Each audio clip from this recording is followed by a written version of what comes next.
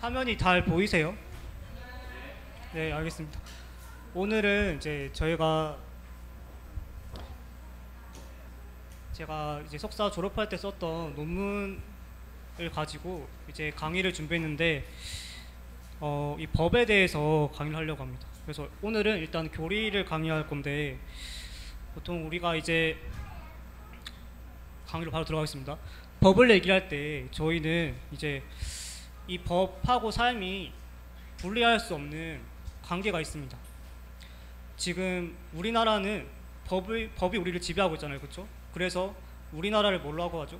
법이 지배하는 것을 법치주의 국가라고 이렇게 말합니다, 그렇죠? 그래서 이 법이 우리 삶을 지배하고 있다 이런 말입니다. 그래서 우리가 이것을 의식하든지 말든지 상관없어요, 그렇죠? 우리가 이 법에서 벗어날 수가 없습니다. 그러니까 예를 들어서 교통법규가 있죠, 그렇죠? 우리가 보면은 신호등에 보면은 초록불이 켜지면은 자동차 어떻게 되죠? 자동차가 가야 되고, 또 빨간불이 되면은 자동차가 서야 되죠, 그렇죠? 근데 빨간불일 때 차가 가게 되면 어떻게 돼요? 그거를 우리가 불법이라고 하죠, 그렇죠? 불법이라고 합니다. 저 옛날에 처음 면허 땄을 때는 그냥 많이 밟았는데 그렇죠? 그럼 안 되는 거죠, 그렇죠? 이게 불법이죠, 그렇죠? 또 이게 차량만 그런 게 아니고 사람도 마찬가지. 사람도 초록불일 때 어떻게 돼요? 초록불일 때 길을 건널 수 있고 빨간불일 때 다시 설 수 있습니다, 그렇죠? 그래서 이런 것처럼 우리가 법에서 벗어날 수가 없습니다. 이 법을 어기면은 교통법을 위반했기 때문에 이렇게 말하면 좀 세지만 범죄자가 되는 거죠, 그렇죠? 범죄자가 됩니다. 그래서 지금 우리가 이 자리에 있는 이유는 어떻게 보면 우리가 지금 무죄한 상태이기 때문에 여기 있는 거죠, 그렇죠? 우리나라의 법이 규정하는 무죄인 상태이기 때문에 우리가 아직이 아니고 죄송합니다. 감옥에 안 가고 있는 거죠, 그렇죠? 그래서 법에서 우리가 벗어날 수가 없어요. 그런데 오늘 우리 할 얘기는 율법에 대한 이야기입니다. 특히 이제 율법을 어떻게 바라보느냐, 우리가 이 법을 어떻게 바라보느냐, 여기에 대해서 얘기하려고 합니다. 우리가 국법을 좋든지 싫든지 따르고 있는 것처럼 영적 존재인 우리는 율법을 따르고 있습니다. 우리가 좋든지 말든지 율법을 따르고 있어요. 이 율법이라는 말을 들으면은 구약의 법처럼 우리랑 아무 상관도 없는 그런 느낌이 듭니다. 그런데 이 율법은 우리가 벗어날 수가 없어요. 이 율법을 조금 더 잘 이해하려면은 다른 표현을 보는 게 좋습니다. 이 율법은 다른 말로 하면은 신법 아니면은 하나님의 법이라고 하고, 또 다른 표현이 있는데 다른 표현은 자연법이 있고 또 초자연법이라는 말이 있습니다. 그래서 이 하나님의 법이라고 하면은 조금 더 와닿을 수 있죠, 그렇죠? 국법보다 위에 있는 느낌이 들죠. 하나님께서 우리를 다스리시는 어떤 법으로 이 느낌이 오잖아요, 그렇죠? 그런데 오늘 우리가 살펴볼 주제인 이 율법주의와 또 반율법주의라는 말은 또 이 말도 우리가 잘 쓰지 않는 말이죠, 그렇죠? 또 이제 뭐뭐주의 이런 말을 들으면은 좀 듣기 싫잖아요, 그렇죠? 듣기 싫고 또 학문적인 용어라는 생각이 들어서 거부감이 들어요. 그런데 이 율법이라는 말 대신에 어떤 말을 쓰냐면은 이 원래 뜻인 어떤 형식, 어떤 기준이라는 말로 바꾸면은 이런 말이 됩니다. 형식주의 또는 반형식주의 이런 말이 됩니다. 이런 말을 들으면은 조금 더 와닿을 수 있죠, 그렇죠? 형식주의라는 게 뭘까요? 형식주의는 어떤 삶을 바라볼 때 삶에 어떤 우리 삶을 둘러싸고 있는 어떤 법이 있어야 된다, 그런 측면에서 율법이 있어야 된다 이런 느낌이 들죠, 그렇죠? 율법을 바로 지켜야 된다. 근데 만약에 없어야 된다 하면은 어떤 느낌이 들어요? 이 삶에 있는 율법을 없애버려야 된다, 그런 느낌이 들죠, 그렇죠? 그래서 제한이 없어야 되느냐 이런 의미를 바로 이해할 수가 있습니다. 그래서 율법주의라는 말은 잘 살펴보면은 저희는 오늘 근데 이제 형식주의라는 말 말고 율법주의라는 말을 쓸 거예요, 율법. 왜냐하면은 이 말이 성경에서 나오는 말이라서 이 말을 쓰려고 합니다.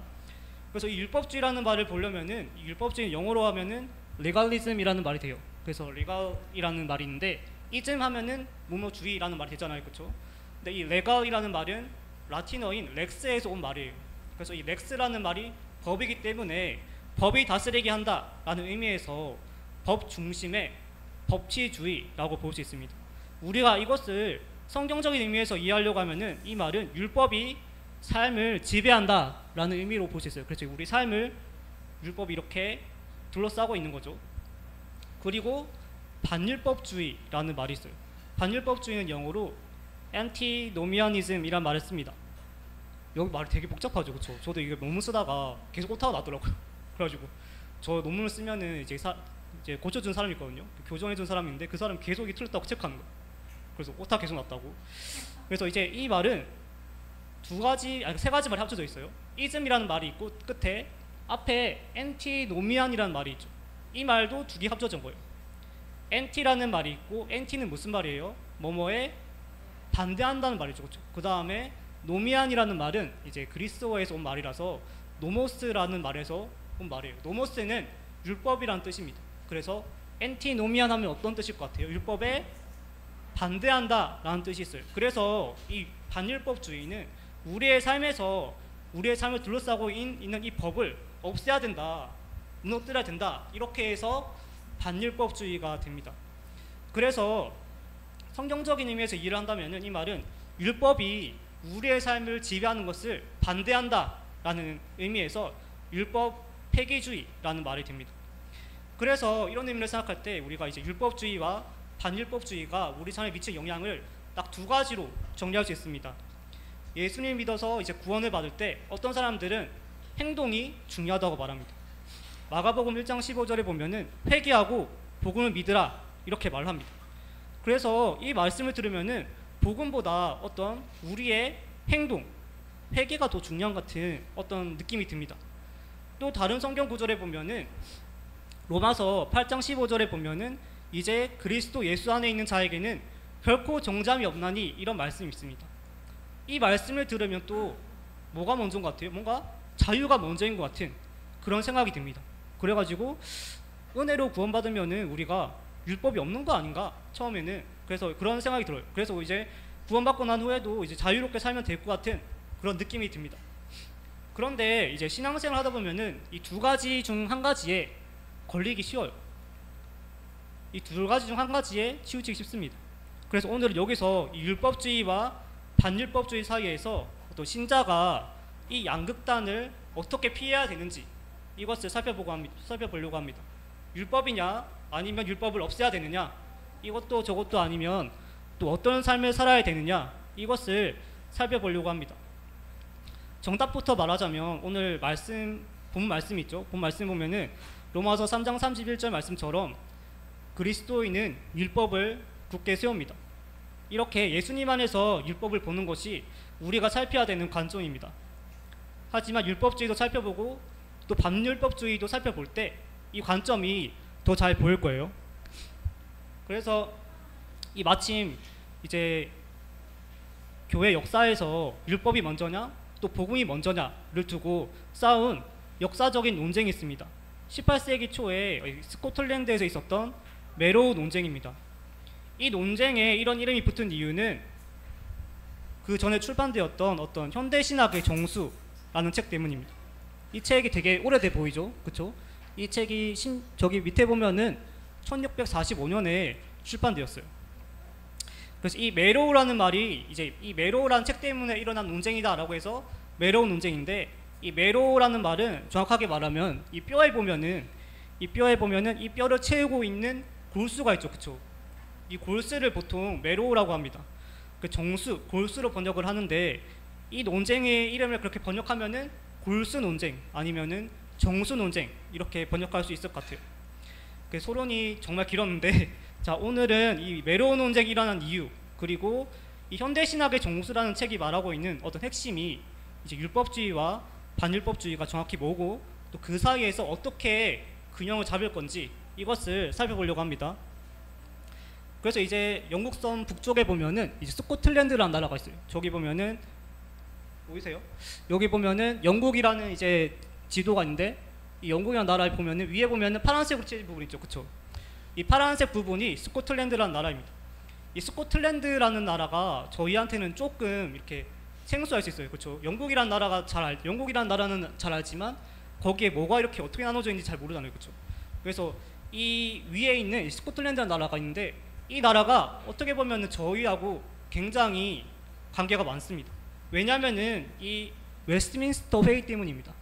이 웨스트민스터 회의가 이제 17세기 중반에 열렸는데 이 웨스트민스터 회의에서 스코틀랜드에서 왔던 사람들이 이제 회의를 주도했어요. 특히 이제 스코틀랜드는 어떤 사람들이 왔었냐면은 스코틀랜드는 장로교 정치 체계를 세운 사람들이 이제 그 사람들이 웨스트민스터 회의에 참석을 해서 웨스트민스터 신앙 고백서에 많은 영향력을 미쳤습니다. 그래서 저희 교단이 고백하는 이제 교리가 뭐냐면은 웨스트민스터 신앙 고백이 있고 대소교리 문답이 있죠, 그렇죠? 그래서 저희가 이 웨스트민스터 문서에 가장 영향을 많이 미친 게 스코틀랜드이기 때문에 가장 큰 영향이 있습니다. 근데 물론 이 매로우 논쟁은 조금 달라요, 그렇죠? 매로우 논쟁은 그로부터 한 50년 정도 뒤에 일어난 논쟁입니다. 이제 17세기 말에 이제 스코틀랜드 교회가 점점 더 율법주의로 바뀌어가고 있었어요. 그 율법주의를 잘 보여주는 사건이 있었습니다. 이제 1717년에 스코틀랜드의 오치더라는 어떤 지역의 어떤 장로회에 보면은 어떤 목사 회의가 열리고 있었습니다. 그래서 목사 고시를 보고 있었는데 이 장로회 면접에서 어떤 목사 후보생인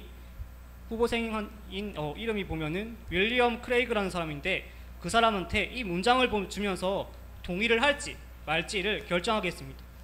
이걸 다 같이 한번 읽어볼까요? 나는 우리가 그리스도께로 나아오고 하나님과 언약을 맺기 위해 죄를 벌어야 한다고 가르치는 것이 건전하거나 정통하지 않는다고 믿는다. 이 말이 어떻게 들려요? 이 말이 그렇게 이해하기 쉽진 않죠, 그렇죠? 왜 이러냐면은 보통 저희가 시험 문제를 이제 내면은 어떻게 돼요? 약간 이렇게 꼬아서 내잖아요, 그렇죠? 꼬아가 일부러 약간 틀리게끔 만드는 거죠. 그래서 이게 원래 어렵게 번역된 게 아니라 원래 이런 말이에요. 그래서 처음에 이 목사님이 동의를 하나 해야 되나 보다 해가지고 동의를 하고 이제 목사가 되었습니다. 그런데 이 말을 계속 생각을 하다가 이 말 조금 이상하다 생각이 들어가지고 장로에 찾아가가지고 이 말에 제가 동의를 못하겠습니다 하고 말한 거예요. 그래서 그 다음 달에 이제 2월 12일에 목사 자격을 이렇게 박탈당했습니다. 그래서 이 문제가 이제 스코틀랜드 교회의 총회까지 올라갔습니다. 그래서 총회가 아니 이게 무슨 말이냐, 너희 장로가 잘못됐다, 다시 이 크레이그가 목사가 되게 만들어라 이렇게 말한 거예요. 왜 그러냐면은 이 말을 잘 살펴보면은 보세요. 그리스도께 먼저 나아오고 언약을 맺기 위해서 뭘 해야 돼요? 죄를 벌어야 한다라고 말하는 거죠. 그러면 이 말이 뭐예요? 먼저 죄를 벌어야 우리가 하나님께 나아갈 수 있다 이런 말이잖아요, 그렇죠? 근데 이 말이 어떻게 보면은 맞는 것 같아요. 근데 어떻게 보면은 또 아닌 것 같아, 그렇죠? 왜냐하면은 내가 하나님과 언약을 맺어서 구원을 받기 위해서 먼저 죄를 없애야 된다. 이 말은 우리에게 어떤 조건이 먼저 있어야 된다 라고 말을 하는 것이기 때문이에요. 그래서 구원받은 사람이 어떤 자기를 위해서 뭐를 먼저 해야 우리가 구원받을 수 있다 이런 느낌이 들기 때문에 그렇게 된 거죠. 그래서 이 문제에 대해서 총회에서 이제 목사님들끼리 얘기를 하기 시작했어요. 보통 이제 우리가 어디를 가더라도 이제 끼리끼리 이렇게 뭉치게 되잖아요, 그렇죠? 그래서 이제 거기에 있는 어떤 토마스 보스턴이라는 어떤 유명한 청교도가 있었습니다. 이제 그분이 이제 동료 목사님들하고 이렇게 얘기를 하다가 아니 이 문제는 현대신학의 정수라는 책을 읽어보면은 이제 은혜가 가장 먼저다 이렇게 말해요. 이렇게 추천했어요. 이 책을 읽으면은 이 문제가 딱 정확하게 보일 겁니다 이렇게 말했어요. 그래가지고 이 책이 이전에는 출판되었을 때는 인기가 별로 없었어요. 그런데 50년 정도 뒤에 이 책이 다시 재출판이 됐습니다. 그래서 이 책이 다시 출판되고 나서 복음이 먼저냐 또 행위가 먼저냐 이런 논쟁이 스코틀랜드 전체를 휩쓸었습니다. 그런데 이 스코틀랜드 총회가 이 책을 뭐라고 생각했냐면은 반율법주의라고 생각을 했어요. 왜냐하면은 복음을 위해서 뭘 먼저 해야 된다라고 생각했기 때문에 총회가. 그래서 이 보스턴을 따르는 사람들한테 너네는 이단이다 이렇게 말한 거예요. 보스턴도 말했어요. 보스턴 너네도 이단이다. 복음에는 조건이 없다. 그렇게 해서 이렇게 막게 된 거예요. 그래서 헤도우는 사람 어떤 사람이냐면은 스코틀랜드 그 총회 측의 대표였습니다. 그래서 이 총회에서 보스턴을 따르는 사람들을 반율법주의로 정죄했어요. 왜냐면은 이제 율법주의인 사람들은 어때요? 보통 소위 교회에서 일을 많이 한다고 생각하는 사람들은 일을 안 하는 사람 보고 어떻게 말해요? 너 그러면 안 돼. 이렇게 말하잖아요. 그렇죠? 그런 것처럼 이 사람들도 그렇게 논쟁한 거예요. 너 그러면 안 돼. 이러면서. 그래서 이 논쟁을 좀 다루기에는 저희가 사실 전체를 다루려면은 책 한 권을 다 써도 약간 모자랄 수 있습니다. 그래서 내용이 좀 긴데 그 중에 가장 핵심인 율법이 먼저인지 또 복음이 먼저인지 아니 율법주의가 핵심인지 아니면 반율법주의가 핵심인지를 각 입장을 들어보고 이제 평가를 해보려고 합니다. 그래서 이 책이 아까 뭐라고 했죠? 현대 신학의 정수라는 거 했죠, 그렇죠? 그런데 이 책이 최근에 번역이 됐어요. 개혁 신앙의 정수라는 책으로 번역이 됐습니다. 그래서 이 책에 있는 어떤 내용을 핵심적으로 한번 보려고 합니다. 먼저 율법주의를 보려고 합니다. 성경에 이런 말씀이 있어요. 이를 행하면 그로 인하여 살리라. 또 네가 먹는 날에는 정령 죽으리라.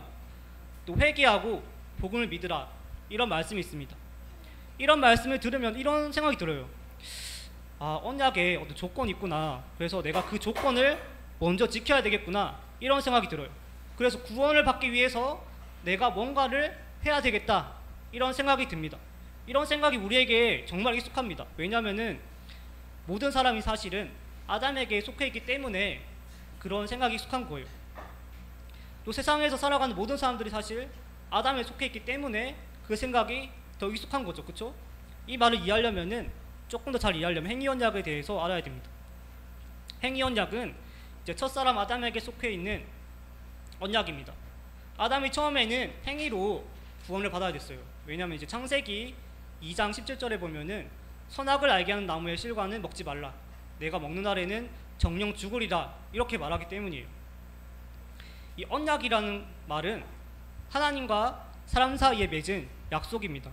이 약속에는 하나님께서 이 약속에 들어오게 하시는 선언이 있습니다. 그리고 서로에게 요구하는 게 있어요. 하나님께서는 사람에게 지켜야 될 것을 말해주시고 또 인간이 그것을 지킬 때 영원한 생명을 받게 됩니다.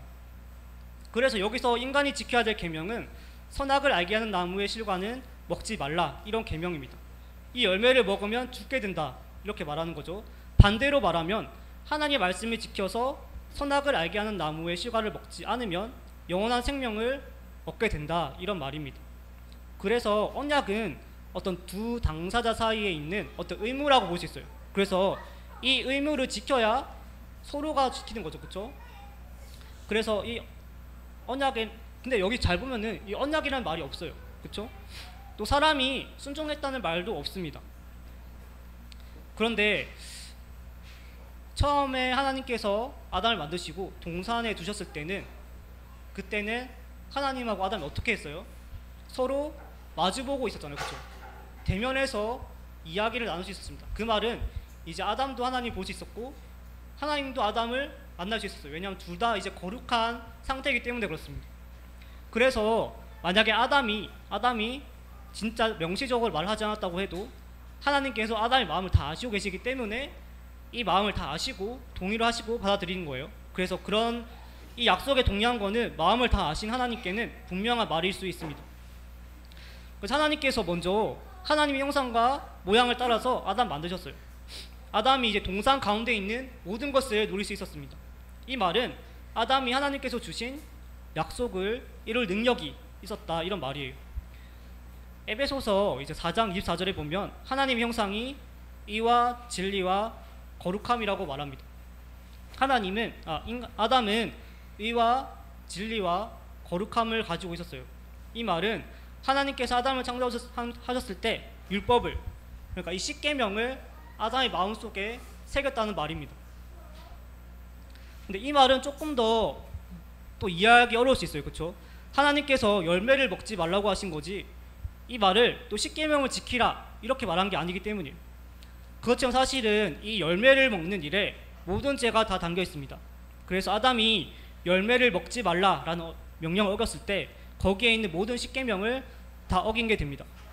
성경에 보면은 그게 잘 나옵니다. 신명기에 보면은 이 율법의 모든 말씀을 실행치 아니하는 자는 저주를 받을 것이라 이렇게 말하고 있고, 또 갈라디아서는 이제 율법 행위에 속한 자들은 저주 아래 있다. 기록된 바 누구든지 율법책에 기록된 대로 모든 일을 행하지 아니하는 자는 저주 아래 있는 자라 이렇게 말하고 있습니다.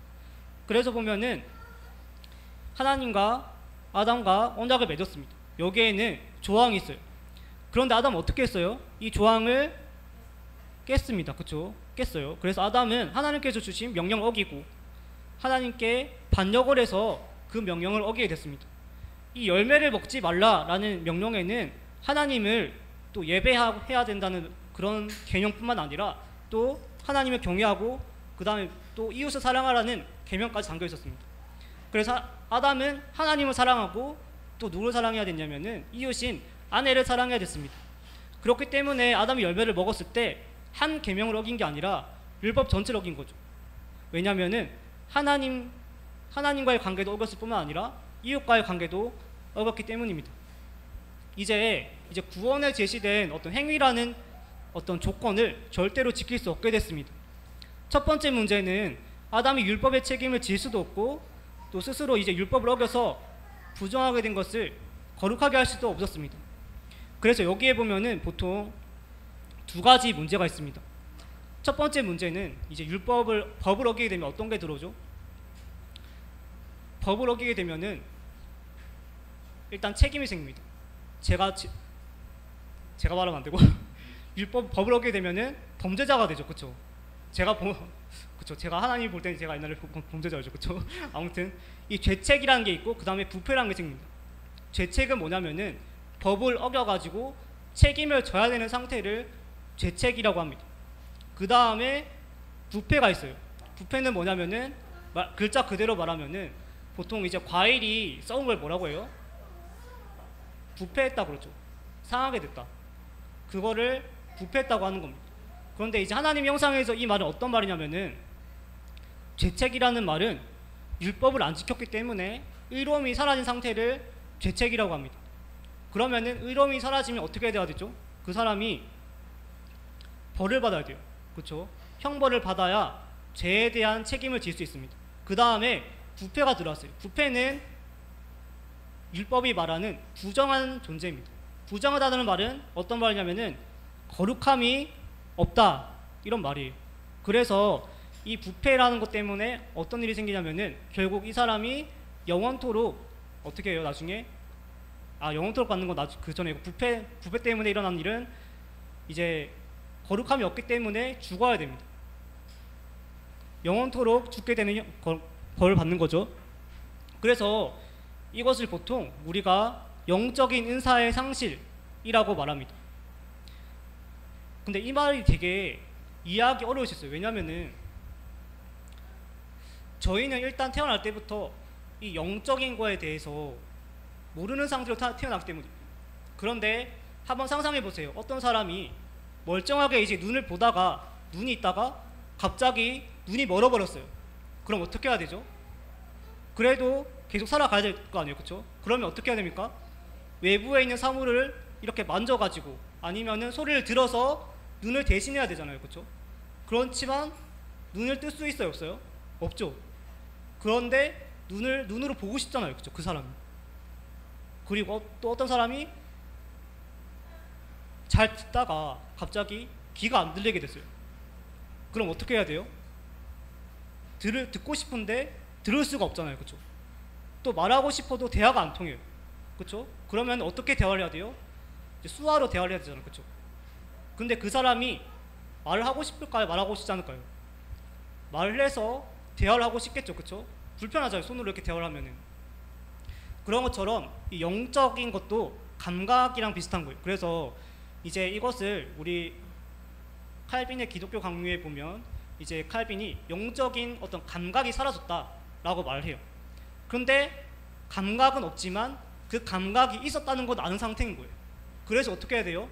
뭔가 내 마음속에 뭔가를 계속해서 채우고 싶은 거예요.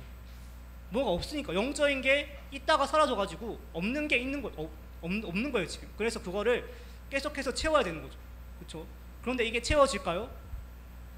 우리가 아무리 일을 많이 하고 아무리 뭘 많이 한다고 해도 아무리 뭘 많이 산다고 해도 이 가슴 속에 뚫린 이것을 채울 수가 없는 겁니다. 그래서 아우구스티누스라는 어떤 신학자는 이렇게 말했어요. 우리 가슴 속에 뻥 뚫린 이 구멍은 예수님만으로 채울 수 있다. 이렇게 말했습니다. 그래서 이 율법을 어긴 이 아담의 죄가 모든 사람에게 전달됐어요. 아담이 인간의 대표자였기 때문에 그 대표자가 지은 죄가 모든 사람에게 전달되었습니다. 율법을 어겼기 때문에 법이 요구하는 책임을 져야 되고, 그래서 형벌을 받아야 됩니다. 근데 이제 인간은 어떤 영적인 어떤 그런 갈망이기 때문에 예전에 맺은 언약대로 아담이 했던 것처럼 계속해서 일을 해서 구원을 받으려고 해요. 그래서 이 구원을 내가 이룰 수 없기 때문에 계속해서 안식이 없이 방황하게 되고, 그리고 채울 수 없는 어떤 갈망이 생기게 됐습니다. 그런데 이런 율법주의적인 태도, 그러니까 내가 계속해서 구원을 받기 위해서 뭔가를 계속해야 된다, 이런 태도가 보통 한 8가지로 살펴볼 수 있습니다. 그래서 한번 살펴보면은 어떤 질문은 이런 질문이 있어요. 더 많이 일한 사람이 더 많은 상을 받지 않을까요? 이 말은 행위언약을 잘 보여주는 말이에요. 우리가 본성적으로 일을 더 많이 하면은 더 많이 얻는다라는 생각을 갖고 있어요. 그런데 구원의 문제는 그렇지 않습니다. 구원의 문제는 오직 예수님께서 믿음으로, 우리가 예수님 믿음으로 받는 거기 때문에 구원은 공짜예요. 공짜입니다. 그래서 내가 뭘 한다고 해서 얻을 수 있는 게 아니에요.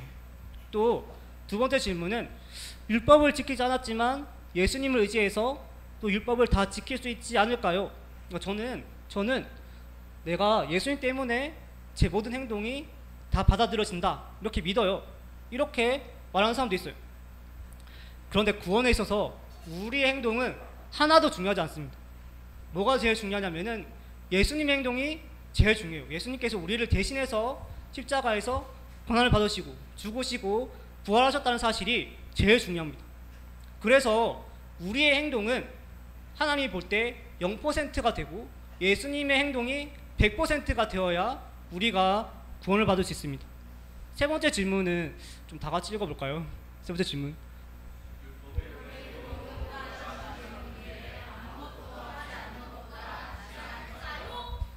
그렇죠. 이런 질문도 생길 수 있어요. 내가 그래도 아무것도 안 할 수는 없잖아. 그렇죠? 이런 어떤 뭔가 해야 된다는 생각이 있어요. 그런데 이렇게 의로움을 받으려고 하는 것도 문제가 있습니다. 왜냐하면은 자기 행동을 구원자로 만들기 때문이에요. 그러면 이제 하나님의 은혜를 결국 거부하는 게 되고, 또 예수님의 죽음을 아무 쓸모없는 것으로 만들게 됩니다. 그 다음 질문도 한번 읽어볼까요?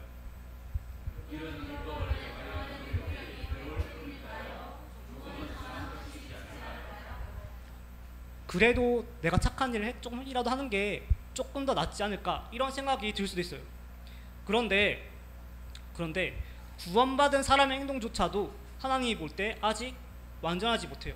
왜냐하면은 완전하신 하나님의 형상은 예수님뿐이에요. 그래서 우리가 예수님을 닮아가려고 더 애를 쓰는 거죠. 그래서 이 문제에 있어서 우리의 행동은 어떻게 보면은 선할 수도 있어요. 선할 수 있지만 하나님이 볼 때는 여전히 불완전한 것이기 때문에 받아들여질 수가 없습니다. 다음 질문도 읽어볼까요?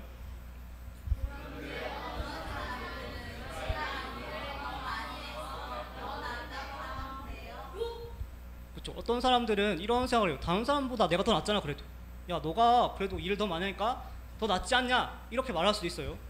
바리새인들도 세리보다 더 많은 일을 했습니다. 그런데 그 사람들은 예수님께 가지 않았습니다.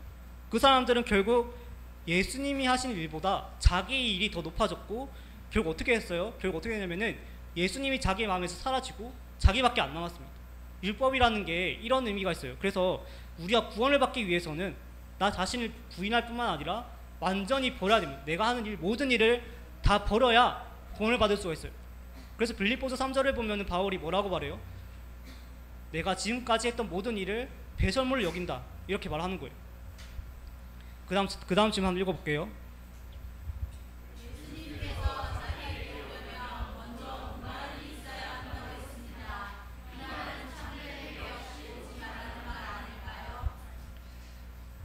여기 보면은 이제 목마름이 있고 그 다음에 예수님께 간다, 이렇게 생각하는 거죠. 근데 이 말은 순서가 약간 잘못됐습니다. 사실 우리가 예수님께 갈 수 있는 것도 예수님께서 우리를 받아주셔야만 우리가 가능한 거예요. 그래서 진정한 회개는 하나님께서 주시는 어떤 믿음의 결과입니다. 그래서 하나님께서 먼저 사람을 돌이키지 않으면 아무도 하나님께 나갈 수가 없어요.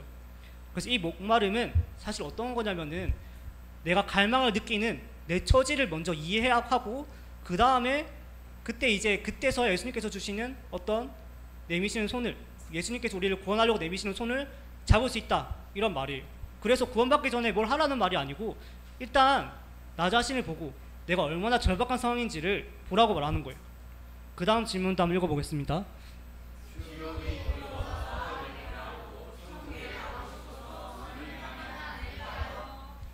그렇죠. 여러분, 우리가 보통 교회 전도를 하게 될 때 이런 식의 어떤 유도를 굉장히 많이 합니다. 특히 이제 기차역 같은 앞에 가면은, 예를 들어 예전에 제가 부산역에 자주 갔었는데 거기 가면은 예수 천국, 부신 지옥, 이런 말이 있어요.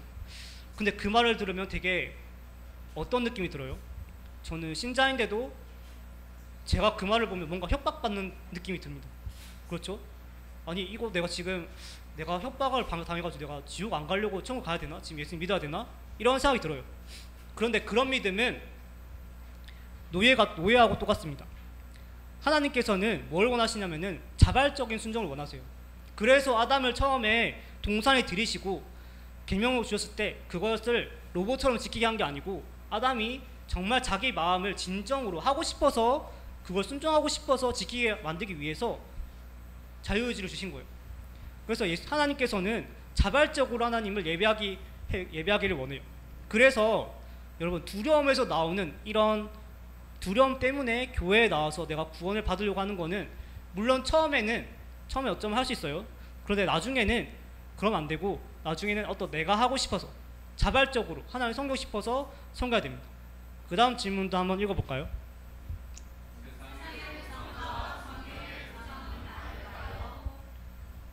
네, 다릅니다. 세상의 보상과 성경의 보상은 완전 달라요. 세상의 보상은 행동에 따라서 주어지는 보상입니다. 내가 뭘 많이 해가지고 받는 거예요. 그래서 성경의 보상은 아까 말한 것처럼 100% 하나님께서 우리에게 공짜로 주시는 거예요. 그런데 이런 말을 들으면은 그럼 내가 더 아무것도 안 해도 되겠다, 이런 느낌이 들 수가 있죠. 그렇죠? 그러면 다시 아까 그 하나님과 아담 사이의 관계를 잘 살펴봐야 됩니다. 여러분, 사람이 율법을 지킬 수가 없습니다. 그런데 율법을 어겼기 때문에 죄에 대한 책임을 져야 됩니다. 이 죄에 대한 책임은 이제 법을 어겨가지고 아직 벌금을 안 낸 상태예요. 이런 말은 주로 이제 성경에서 범법함, 범죄함이라는 말로 나옵니다. 그래서 우리가 우리 양심에서 느끼는 어떤 양심의 가책이죠. 죄책감. 그리고 또 율법을 어겼기 때문에 하나님의 형상이 부패를 했습니다. 그래서 아담에게서 자연적으로 태어난 이제 모든 사람들이 이런 죄에 대한 책임과 또 오염된 하나님의 형상을 가지고 태어납니다. 그래서 이 말은 의로움이 없고 거룩함이 없는 상태예요. 그런데 이제 이것 때문에 사람이 또 해야 될 일이 나왔습니다. 뭐냐면은 이제 벌을 받아야 돼요. 그 벌이란 어떤 우리가 이 세상에서 경험하는 온갖 종류의 어떤 죄책감, 그리고 이 가슴 속에 뚫린 이 영적인 구멍을 채울 수 없다는 이 갈증, 영원한 갈증, 그리고 이것 때문에 이걸 채우고자 계속해서 방황하고 계속해서 고통을 겪는 그런 고통이 있어요. 여러분, 근데 이런 말을 들으면은 조금 지금까지 좀 너무 부정적이었죠, 그렇죠? 근데 하나님께서 이런 우리를 구원하고 싶지 않으실까요? 하나님께서 저희를 구원하고 싶어 하세요. 왜냐하면 하나님께서는 어떤 하나님이세요?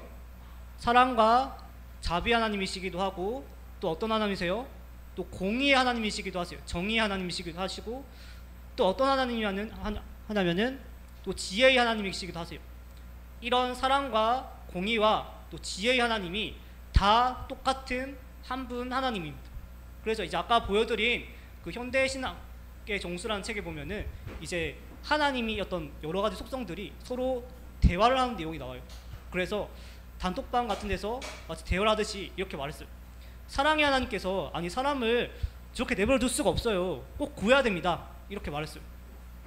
그런데 공의의 하나님께서 아니 사람이 범죄를 했으면 책임을 져야지. 그걸 어떻게 우리가 받아줘요? 죄를 지었으면은 벌을 받아야 됩니다. 이렇게 말했어요.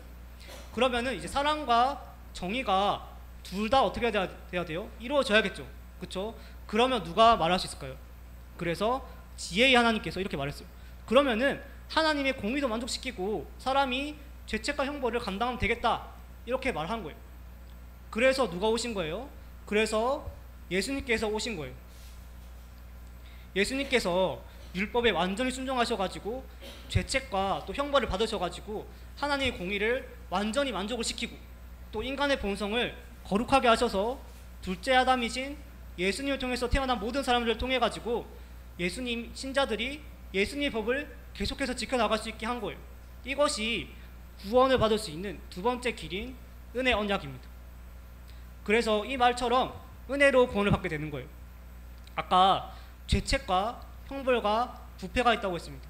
근데 예수님께서 이것을 우리에게 의로움이 없었던 것을 의로움을 주시고 거룩함이 없었던 것을 거룩함을 주셔가지고 칭의와 성화라는 구원의 길을 걷도록 하신 겁니다.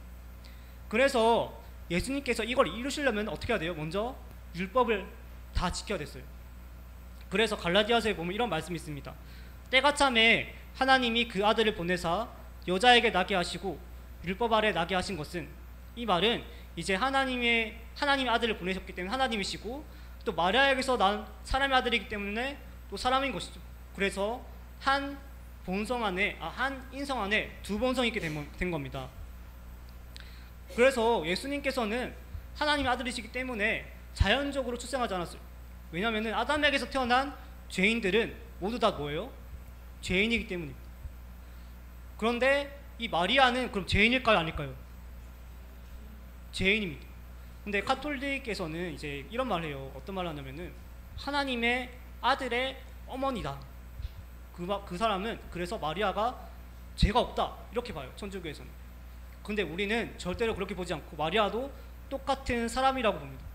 그런데 이제 예수님이 또 마리아에게서 나오시려면 어떻게 죄가 없게 하시겠어요? 그렇죠?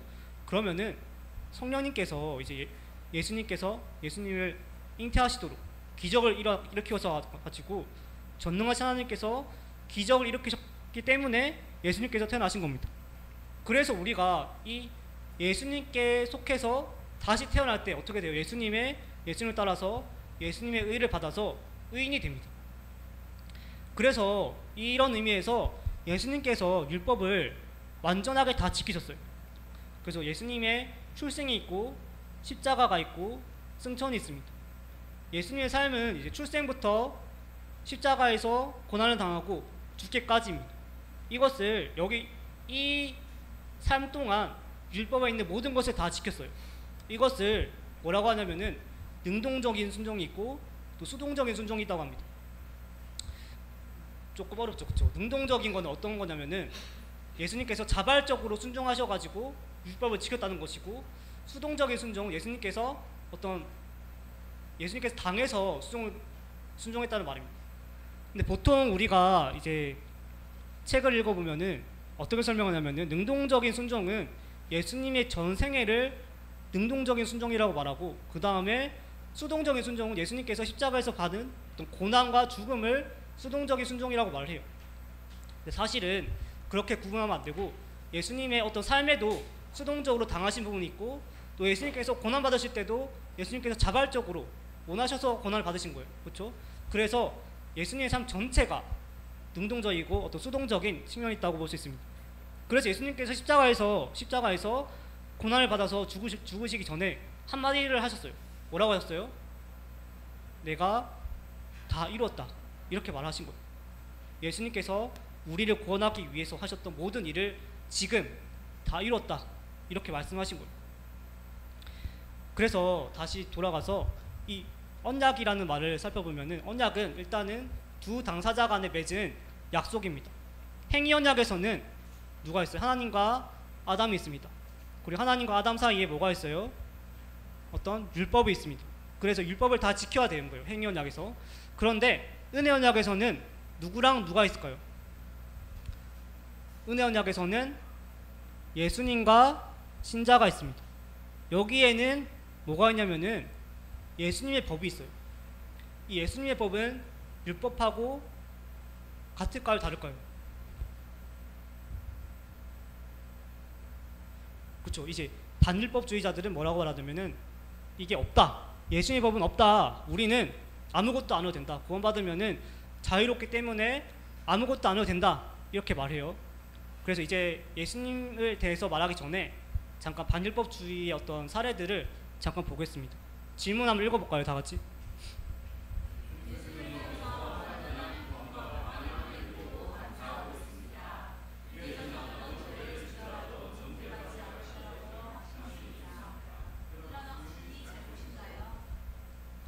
네, 잘못되었습니다. 이 확신은 잘못됐어요. 왜냐하면은 지금 내가 예수님 믿어서 완전한 기쁨과 평안이 있다. 이 말은 우리가 천국에 가서 누릴 수 있는 완전한 기쁨과 평안이에요. 아까 우리가 예수님 믿을 때 뭐가 주어진다고 했죠? 처음에 두 가지 중에 처음에는 칭의가 주어지고 그 다음에 성화가 주어집니다. 그거는 의로움과 거룩함이 주어지는 거예요. 근데 의로움은 한 번에 우리한테 주어지는 거지만 거룩함은 계속해서 우리가 거룩해져 나가는 거예요. 그렇죠? 우리가 구원을 받아서 거듭났을 때 이제 출발점에 서게 된 거예요. 아담이 처음에 썼던 그 출발점에 서게 됐어요. 그런데 그 거룩함을 예수님에 있는 거룩함이랑 달라요. 그렇죠? 예수님의 거룩함은 어떤 거룩함이에요? 완전한 거룩함이에요. 그 거룩함을 이제 우리가 어떻게 해야 돼요? 본받아 나가야죠. 계속해서. 그거를 성화의 과정이라고 봅니다. 그런데 이 완전한 기쁨과 평안은 성화가 끝에 다다랐을 때 영화의 상태에서 주어지는 거예요. 그래서 이런 확신은 어떻게 보면 잘못된 어떤 맹신이라고 볼 수 있습니다. 그 다음 질문 한번 읽어볼까요?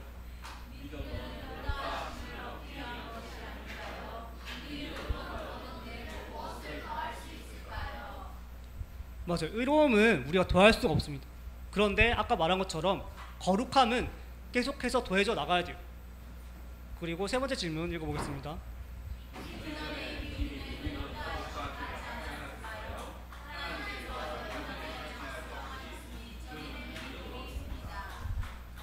네, 이 말은 보면은 어떻게 보면은 뭔가 맞는 말 같아요, 그렇죠? 뭔가 세상이 창조되기 전에 하나님께서 이미 다 작정하셨잖아요, 그렇죠? 작정하셨으면은 하나님께서 원하시는 대로 다 일어날 거 아니에요, 그렇죠? 그러면은 나 안 믿어도 뭔가 하나님께서 뭐 다 해주지 않을까? 약간 그런 생각이 들 수가 있습니다. 그런데 잘 생각해 보면 또 그렇잖아요. 왜냐면은 일단은 예수님께서 이 세상에 오셔가지고 십자가에서 고난을 받으셔서 그 공로를 우리에게 나눠줘야 돼요. 그렇죠? 그 십자가 사건이 영원전에 일어났다고 볼 수 있을까요? 없을까요? 없습니다. 그렇죠? 그 다음에 우리가 또 이제 예수님의 어떤 께서 주신 유익을 받으려면은 우리가 예수님을 믿어야 할 수 있습니다. 그런데 이 믿음이 있기도 전에 뭔가 이렇게 될 수 있다는 말은 잘못된 말이죠. 그래서 이 말은 사실 이제 반율법주의자들이 하는 말은 전형적인 이런 주장을 하는데 사실은 예수님께서 이미 십자가를 지시지 않으셨고 또 우리가 믿기도 전에 이롭다 하심을 받을 수가 없어요. 이 말은 하나님 편에서 보면은 정답이지만 우리 편에서 보면은 거짓말입니다. 다음 질문 한번 읽어보겠습니다.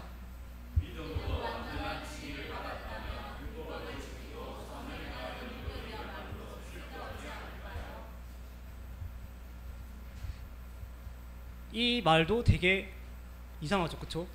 내가 완전한 칭의를 받았으면은 율법을 지키고 내 선을 행하려는 것이야말로 진짜 쓸데없지 않냐. 이제는 내가 구원을 다시 받을 것도 아닌데 왜 이렇게 해야 됐냐. 근데 사실 이제 구원이라는 것은 한 번에 이루어지는 게 아니고 평생에 걸쳐서 어떤 거룩함의 과정을 거쳐야 되는 것이기 때문에 쓸데없지 않습니다. 그렇지만 우리가 구원을 받기 전에는 이제 아무 일도 하지 않고 구원을 받기 때문에 그때는 예수님께서 주시는 어떤 은혜가 먼저입니다. 그래서 다시 이제 율법주의와 또 반율법주의를 보면은 율법주의에는 뭐가 있을까요? 율법주의에는 뭐가 있냐면은 내 노력이 있습니다.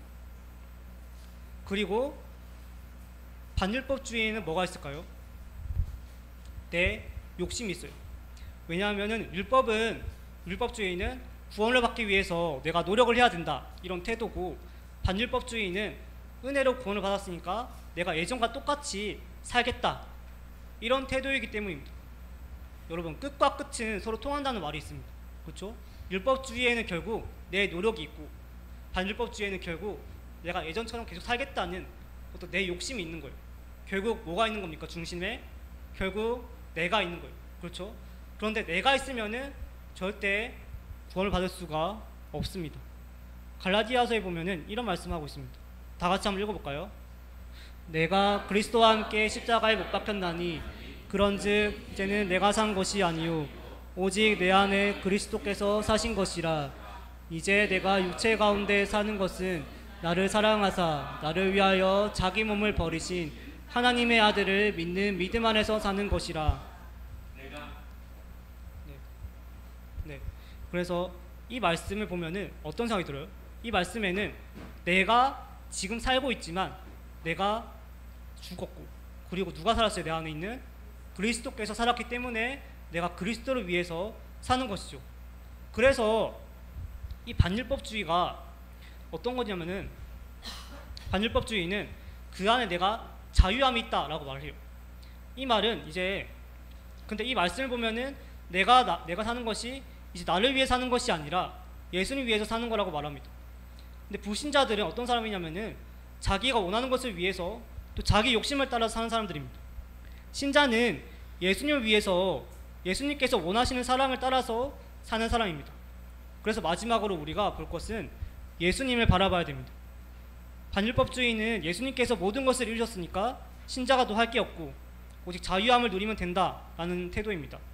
이런 태도는 보통 이단에서 나오지만 교회에서도 심심찮게 볼 수 있습니다. 예수님께서 은혜를 베푸셔가지고 구원하셨으니까 이제 남은 것은 이 생에서 모든 자유를 누리면 된다, 이런 태도입니다. 그런데 그렇다면 이제 예수님께서 알곡과 가라지를 구별하지 않았을 것입니다. 또 열매를 보아서 그 사람이 어떤 사람인지 알 거라고 말하지도 않았을 거예요. 그런데 이제 신자는 좋은 나무에 접해져서 좋은 열매를 맺고, 또 곡식의 모양과 알맹이가 꽉 차 있고, 또 그리스도라는 어떤 생명에 이르는 향을 풍기는 사람들입니다. 그런데 이런 반율법주의에 빠진 사람들은 선한 열매도 맺지 못하고 그 내용도 없고, 그리고 오히려 죽음에 이르는 향을 풍기는 사람들입니다. 비유적으로가 아니고 실제로 이런 사람들은 예수님을 알지 못하는 사람입니다. 로마서 3장 31절을 보면, 갈라디아서 5장 13절을 보면 이런 말씀이 있습니다. 같이 읽어보겠습니다. 너희가 자유를 위하여 부르심을 입었으나 육체의 기회를 삼지 말고 오직 사랑으로 서로 종노릇하라. 이 말씀은 예수님께서 주신 자유는 육체로 죄를 범할 기회를 주는 것이 아니라고 말하고 있습니다. 바울은 또 온율법은 내 이웃을 사랑하기를 내 자신같이 하라 하신 말씀에서 이루어졌다고 말합니다. 로마서도 마찬가지입니다. 오늘 말씀인 로마서 3장 31절에서 이렇게 말합니다. 다 같이 읽어보겠습니다. 그런즉 우리가 믿음으로 말미암아 율법을 파괴하느냐? 그럴 수 없느니라. 도리어 율법을 굳게 세우느니라. 이 말씀은 이제 그리스도를 믿으면은 우리가 그리스도의 법을 더 세운다는 말입니다. 그 법은 예수님께서 말씀하신 것처럼 하나님을 사랑하고 또 내 이웃을 사랑하라는 계명입니다. 그런데 이제 말로는 예수님 믿어서 이제 내가 자유하게 되었다 이렇게 말하면서 하나님을 사랑하지 않고 또 이웃도 사랑하지 않고 오히려 이제 나 자신만을 위해서 내 욕심만을 채우기 위해서 사는 사람들이 있습니다. 여러분, 죄는 탐심이라고 했습니다. 이 탐심은 무언가를 계속해서 채워야 된다는 말이에요. 그런데 그 공허함은 오직 예수님만으로 채워져 있습니다. 그래서 만약에 이제 예수님을 믿었다고 말을 하면서 내 온갖 욕심을 채우기 위해 사는 사람들은 그 안에 예수님이 안 계신 거죠. 그래서 신자는 예수님께서 성취하신 사랑이라는 법을 이루면서 사는 사람들입니다. 이 율법은 십계명과 똑같습니다. 그렇지만 이제 예수님 안에서 이 율법이 주는 저주가 사라졌습니다. 그래서 이 율법을 완전히 성취하지 않아도 됩니다. 그런데도 지켜야 될 게 뭐라고요? 여기 나오는 사랑입니다. 사랑. 율법은 완전주의를 목표로 해요. 그래가지고 이 율법을 하나라도 어기는 순간 어떻게 해야 돼요?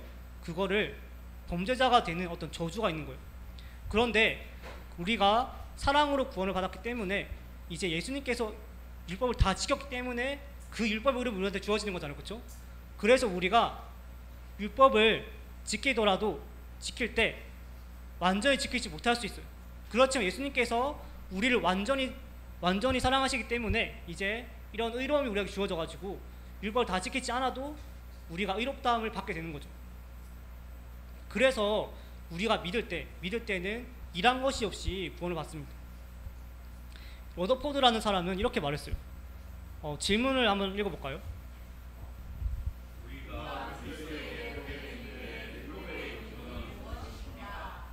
러더포드는 이렇게 말하고 있습니다. 그리스도께서 우리와 율법 사이에 화해를 이뤄내신 후에 우리는 그리스도에 대한 사랑 때문에 율법 안에서 매우 기뻐합니다. 여러분, 예전에 행위언약에 있을 때는 율법을 지켜도 내가 안식함이 없었어요. 왜냐면은 내가 이걸 다 지키지 않으면은 내가 범죄자가 되니까요. 그렇죠? 그런데 은혜 언약 안에서는 내가 율법을 다 지키지 못하더라도 내 마음에 안식이 있어요. 왜냐하면 예수님께서 나를 대신해서 이 율법을 다 이루어주셨기 때문이에요. 그래서 예수님께서 이루어주신 것이 나에게 주어지기 때문에 내가 이를 완전하지 하지 않아도 그래도 내가 예수님 앞에서 이롭다는 사실을 알기 때문이에요. 그런데 이 말이 변명이 돼가지고 마음대로 죄를 지으면 안 되겠죠, 그렇죠? 진짜 예수님 믿은 사람들은 예수님께서 이루신 어떤 사랑이라는 법을 계속해서 이뤄 나간 사람들이에요. 그래서 러더포드는 이걸 어떤 수준으로 이뤄내야 되냐 이렇게 물었어요. 그래서 한번 또 읽어볼까요? 질문을.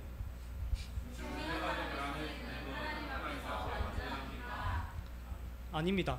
중생한 사람의 선행은 어떤 진흙과 혼합된 물과 같습니다. 그래서 선행에서 솜씨가 어줍은 공수와 같은 우리는 하나님의 영광을 주시할 때에도 우리 자신에게 눈길을 돌립니다. 이 교리문답 이렇게 말해요. 신자가 예수님께서 율법을 완전히 이뤘기 때문에 또한 예수님을 너무 사랑하기 때문에 우리가 율법을 지킨다고 말해요.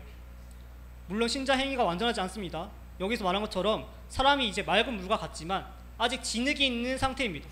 그래서 흐릿한 눈으로 하나님의 영광을 바라보기도 하지만 우리 자신에게 눈길을 주기도 합니다. 그런데 이제 고린도전서 13장 12절은 이렇게 말해요. 우리가 이제는 거울로 보는 것처럼 희미하나 그때에는 얼굴과 얼굴을 대하여 볼 것이요 이제는 내가 부분적으로 아나 그때에는 주께서 나를 아신 것 같이 내가 주를 온전히 알리라 이렇게 말합니다. 우리가 지금 흐릿하게 예수님 바라보고 있어요. 그래서 예수님처럼 완전한 선을 행할 수가 없습니다. 심지어 우리가 가끔 넘어지기도 하죠. 그런데도 예수님을 바라봅니다. 그리고 우리가 사랑이라는 법을 이룰 수 있는 거예요. 이걸 어떻게 증명할 수 있을까요? 질문 한번 읽어볼까요? 여러분은 여기서 그것은 뭐냐면은 믿음이 하나님을 꽉 붙잡는 것을 우리가 어떻게 증명하느냐 이렇게 말하는 거예요. 이 답은 뭐냐면은 믿음은 마치 죄인이 혼자 힘으로 설 수 없는 절름발이지만 그리스도를 자기 지팡이와 손잡이로서 의지하는 것처럼 하나님을 의지하는 것이며 그리고 마치 피곤한 여행자가 여관에 오는 것처럼 그 여행자가 여관에 자기 짐을 내던지고 그리스도께로 나오기 때문입니다. 두 가지 요약할 수 있죠. 그렇죠? 신자는 예수님이라는 어떤 지팡이를 짚고 다니는 사람입니다. 여기 지팡이가 잘 안 보이죠. 절름발이가 있는데 이 지팡이를 이렇게 짚고 다니는 거예요. 그럼 뭐에 의지하는 거예요? 지팡이 때문에 넘어지지 않고 있는 거죠. 그렇죠? 이것처럼 우리가 완전히 예수님을 의지해야만 넘어지지 않을 수 있는 거예요. 또 우리는 물에 빠진 사람하고 같아요. 이 물에 빠져가지고 이제 헤엄칠 힘도 없는 사람인 거예요. 그런데 이제 예수님께서 구원해 주려고 손을 내민 거죠. 그렇죠? 그럴 때 겨우 이제 손을 잡을 수 있는 거예요. 그래서 신자는 이제 자기가 부족할지라도 예수님께서 의로움으로 나를 덮어줄 줄 아는 사람입니다. 마치 유월절에 이스라엘 백성이 문설주에 어떤 양의 피를 발라서 그 저주를 넘긴 것처럼 그런 거죠. 그래서 신자는 겨우 살아난 사람처럼 예수님만 의지하고 또 예수님만을 바라보는 사람들입니다. 율법주의와 반율법주의는 신앙생활에 있는 어떤 두 극단입니다. 한 극단에서는 나만을 의지하고 다른 극단에서는 나를 놓아버리는 거죠. 그런데 이 사이에서 있는 유일한 기준은 바로 예수님을 의지하는 것입니다. 그래서 신앙생활 하다 보면 이런 걱정이 생겨요. 여기 이 질문은 이제 아까 봤던 현대신학의 정수라는 책의 이제 1권의 마지막 질문이에요. 여기 보면은 사실 이 책에 보면은 4명이 사실 대화를 하고 있는데 한 명은 새신자고 한 명은 율법주의자고 한 명은 반율법주의자고 그다음 목사님이 있어요. 그 4명이 이렇게 대화를 하는데 마지막으로 이제 새신자가 목사님께 물어보는 질문입니다. 한번 읽어볼까요?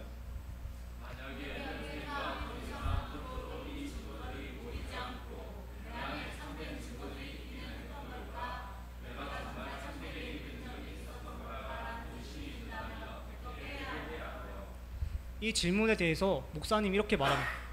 정말로 그럴 수 있습니다. 그런데 그럴 때는 하나님께서 우리를 그런 상태에 두게 하신다면은 어떻게 되냐면은 내가 믿고 있다는 증거를 찾아서는 안 됩니다.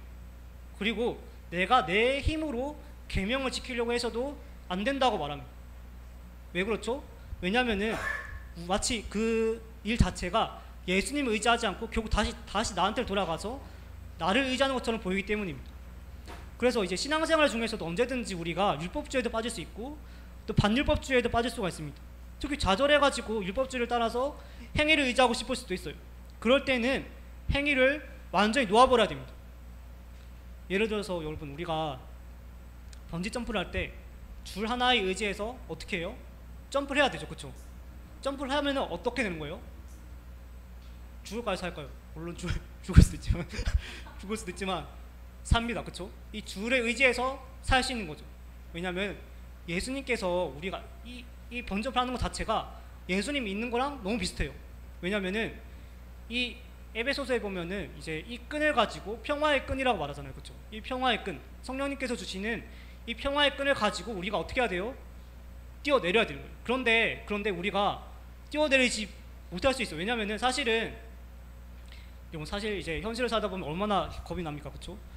지금 이것도 사야 되고 저것도 사야 되고 이것도 있어야 돼야 이게 내가 좀 괜찮게 살 것 같은데 이런 생각 계속해서 들잖아요. 또 옆에 있는 사람도 얘기하면은 걔도 그렇게 말해요. 야, 너 그것도 없어? 이것도 없어? 너 이러면 안 돼. 이렇게 말하잖아요, 그렇죠? 이것도 있어야 되고 저것도 있어야 된다. 이렇게 말하는데 그래서 이 줄을 차마 못 잡고 못 뛰어내리는 거예요, 그렇죠? 그런데 우리의 신앙생활은 그런 게 아니에요. 오직 예수님만 의지해서 뛰어내릴 줄 알아야 돼요. 그럴 때 예수님께서 우리의 믿음이 자라갈 수 있는 겁니다. 그래서 우리 자신을 보려고 할 때 어떤 우리가 뭘 해야 될지를 보면 안 되고 예수님께서 우리에게 뭘 할 수 있는지 그걸 바라봐야 돼요. 일단 내 처지는 나는 지금 여기서 뛰어내려야 되는 상황이에요. 그렇죠? 그런데 예수님께서 우리를 붙들어 줄 거라는 것도 믿고 있어야 됩니다. 그래서 이제 예수님께서 우리를 구하기 위해서 손을 내미셨어요. 우리가 할 것은 뭐예요? 그 손을 잡기만 하면 돼요. 그래서 바울이 뭐라고 말해요? 일한 것이 없이 구원을 받는다고 말하죠. 예수님께서도 뭐라고 말하셨어요? 예수님께서는 이제 일하는 사람들이 있는데 아침부터 일하는 사람이 있고 일이 끝나기 전에 일하러 온 사람이 있잖아요, 그렇죠? 거기서 누가 구원을 받았어요? 똑같이 구원을 받죠, 맞죠? 일한 것이 없지만. 그래서 구원은 나를 의지하는 게 아니라 완전히 예수님만을 의지하는 겁니다. 그래서 우리가 이 땅에 오셔서 우리를 구원하시기 위해서 우리에게 모든 것을 내주신 예수님만을 바라봐야 되는 거죠. 그래서 바울이 뭐라고 말하냐면은 다 같이 읽을까요? 시작. 믿음의 주요 또 온전케 하시는 이인 예수를 바라보자. 저는 그 앞에 있는 즐거움을 위하여 십자가를 참으사 부끄러움을 개의치 아니하시더니 하나님 보좌 우편에 앉으셨느니라. 여러분, 우리의 마음은 이 세상에 있는 어떤 걸로도 채울 수가 없습니다. 우리의 마음이 냉장고나 무슨 김치 냉장고나 TV를 채울 수 있는 게 아니에요. 그런 거는 오직 예수님으로만으로 채울 수 있는 겁니다. 그런 만족이 있을 때 우리 마음이 쉴 수가 있고 또 안식을 누릴 수 있습니다. 그래서 최종적으로는 기쁨을 누릴 수가 있어요. 그래서 우리가 예수님께서 부활하시고 이제 여자들에게 나타나셨을 때 제일 먼저 하신 말씀이 있어요. 그 말씀이 사실 마태복음에 보면은 이제 평안하냐 이렇게 번역이 되어 있는데 그 말이 동음이어가 있어요. 사실 그 다른 뜻이 뭐냐면은 기뻐하라 이런 말이에요. 예수님께서 부활하셔서 여자에게 나타나셨을 때, 여자들에게, 마리아와 다른 여자들에게 나타났을 때 기뻐하라 이렇게 말씀하셨어요. 그 말은 뭐냐면은 자기가 모든 율법을 다 이루시고 모든 일이 끝났으니까 너희가 기뻐할 일만 남았다는 거예요. 그래서 여자들이 하는 행동이 있어요. 어떻게 행동하냐면은 여자들이 그때 예수님의 발을 딱 붙잡습니다. 경배하기 위해서. 창세기 3장 15절에 보면은 이제 무슨 말씀이 있어요? 여자의 아들이 사탄의 머리를, 뱀의 머리를 짓밟을 거란 말씀이 있죠. 그 말씀이랑 정확하게 대조가 되는 거죠. 여자들이 이제 예수님의 발을 잡고 예수님의 말을 듣고 기뻐하게 되는 거죠. 우리가 아직 연약한 마음을 가지고 있습니다. 안식이 없을 수도 있고 또 시험에 들 수도 있어요. 무엇보다 또 기쁨이 없을 수도 있습니다. 그럴 때 내가 뭘 해야 될까? 여기 집중하지 말고 눈을 들어서 오직 예수님만을 바라보시기 바랍니다. 행동할 것이냐 행동하지 않을 것이냐 이런 문제를 놓고 보면은 마음의 안식을 누릴 수가 없습니다. 사람이 눈으로 아무리 계획을 하더라도 결정하는 분은 하나님이세요. 모든 것을 포기하면 어떻게 보면 마음이 편할 수도 있습니다. 그런데 그런 포기는 어쩌면 하나님의 결정에 대한 또 완전한 불신일 수가 있어요. 그런데 내 행동을 기준으로 삼지 않고 오직 예수님 바라볼 때 우리가 진심에서 우러나오는 또 순종을 할 수 있습니다. 확신은 어떤 것에 강하게 의존하는 것을 말합니다. 어떤 때는 내가 믿고 있지만 이런 의존이 약해질 수도 있습니다. 그럴 때 불완전한 나를 보는 것이 아니고 위에 있는 온전한 예수님을 바라봐야 됩니다. 예수님을 진정으로 의지할 때 진정한 확신이 우리 내면에서 나오게 됩니다. 사실 이게 준비한 게 하나 더 있는데 여기서 이거는 넘어가는 게 나을 것 같아요. 그렇죠? 넘어가겠습니다. 그래서 이제 무엇보다 이 예배는 이런 믿음이 강해지도록 하나님께서 우리에게 주신 수단입니다. 우리가 하나님께서 말씀을 통해서 은혜를 베푸시고 또 믿음을 강하게 하십니다. 또 보이는 말씀인 성찬과 세례도 마찬가지입니다. 그래서 신부가 신랑인 교회에게 했던 고백인 신앙 고백은 이런 은혜의 방편을 말씀과 성례와 기도로 말하고 있습니다. 그래서 하이델베르크 교리문답은 십계명이 주기도문을 통해서 이루어진다고 말하고 특히 교회라는 공동체에서 이루어진다고 말합니다. 우리가 믿음이 연약해질 때 또 주위에 있는 성도를 의지해야 됩니다. 우리가 그리스도의 몸입니다. 이 몸이 하나로 연결되어서 예수님의 성전이 되어갑니다. 우리 옆에 지체가 넘어질 때 우리가 같이 슬퍼하고 같이 도와줄 수 있어야 됩니다. 그리고 다시 일어나서 예수님을 바라볼 수 있게 해야 합니다. 사랑하는 동명약교회 성도님들이 이렇게 예수님 몸으로 또 예수님 성전으로 바르게 예수님 바라보면서 세워지기를 바랍니다. 감사합니다. 네.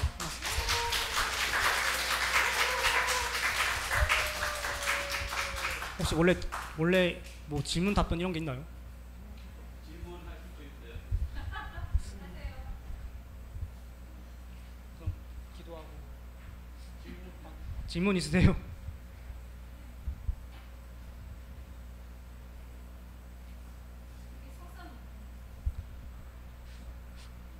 사실 진짜 논쟁에 대한 주제는 이렇게 율법과 복음이라는 주제가 맞지만 그 조금 더 깊은 내용이 있는데 여기서는 그걸 다 풀면 안 될 것 같아서 네.